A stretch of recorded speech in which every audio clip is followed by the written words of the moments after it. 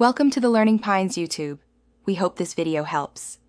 In this video, I will show you how to make tuna deviled eggs. First, let's get those eggs perfectly hard-boiled. Place your eggs in a pot and cover them with cold water.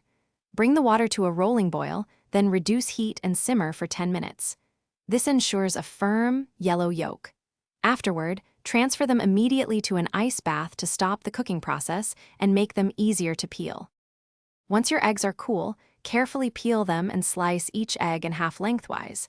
Gently scoop out the bright yellow yolks and place them in a small bowl. Add 2 tablespoons of mayonnaise and 1 teaspoon of Dijon mustard to the yolks.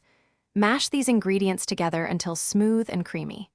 Now, flake in 1 5-ounce can of drained tuna, mixing it thoroughly. Now it's time to add some delicious flavor.